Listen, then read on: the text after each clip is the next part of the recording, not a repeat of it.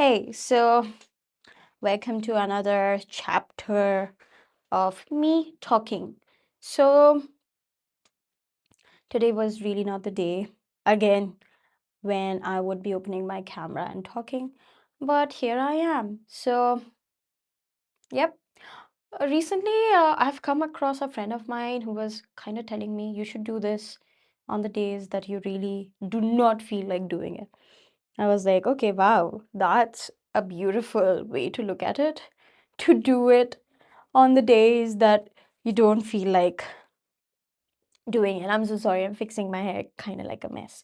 So, this is kind of the topic that I want to talk about today is that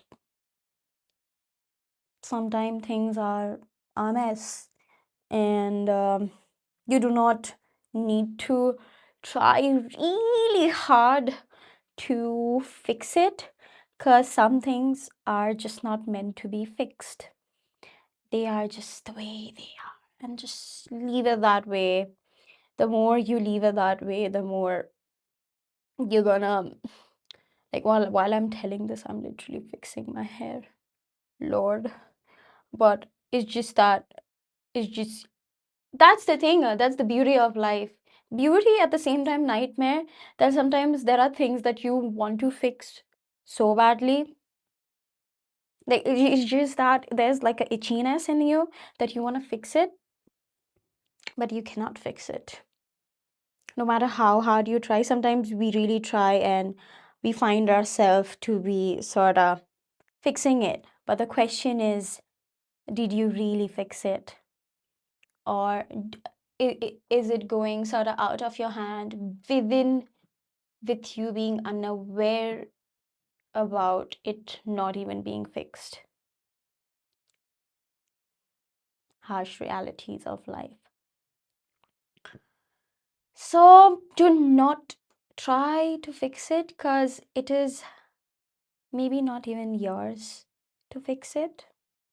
It could be someone else's to fix because you feel so deprived within you and authoritative to fix it, where you feel you are in charge to fix it and to take heed of making sure that matters are in correct order. So sorry for the interruption. This does not generally happen. So yes, the unpredictability of things going not your way and you feel so in charge of fixing it because that feels the right way to take charge of it. You just, the universal magical way of things working out, to just let it slide and just let it go, because maybe certain things were never yours to fix or to take care of. So natural course of events happen the most beautifully, naturally, by nature. So, likewise, being said, the mature, the rational thing, because we tend to really go within our heart and take decision to do things. That's when you find yourself at the toughest spot and you feel so idiotic about things that you sort of do. Oh my god, why did I spend so much of energy here? Oh my god, should I have even done this? You cuss yourself, you vex yourself. A sort of doubtness come within where you just keep asking yourself that I do not find any reciprocation here. Maybe you do not need to expect things being reciprocated. My mom always told me growing up, do things out of receiving or expectation of things being reciprocated. Because when you really expect and when you really expect to for things to be reciprocated or given at the same amount, or at least given some effort to feel like you did something, it hurts, it stings. it just feel like the person in front of me can be capable of not being loving.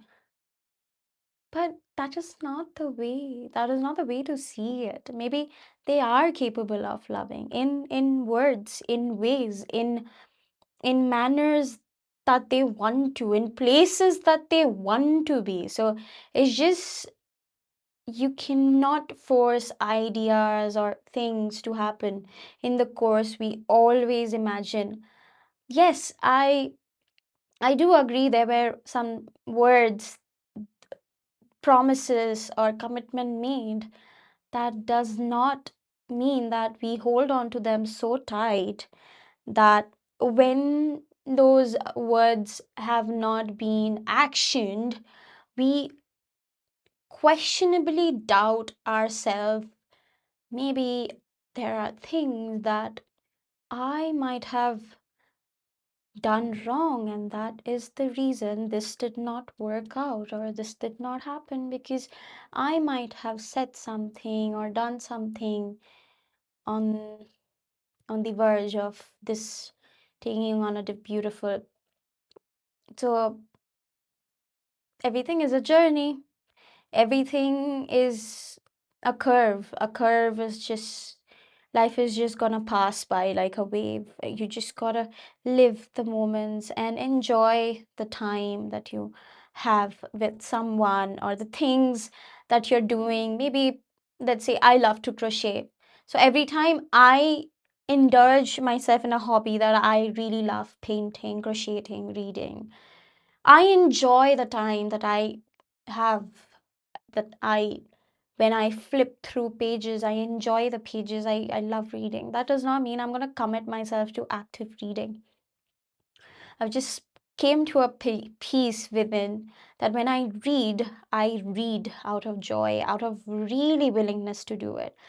And like, just like the pages of the books does not expect me to visit them again and again, I feel like I know we are living objects and we really expect some sort of reciprocation and reaction.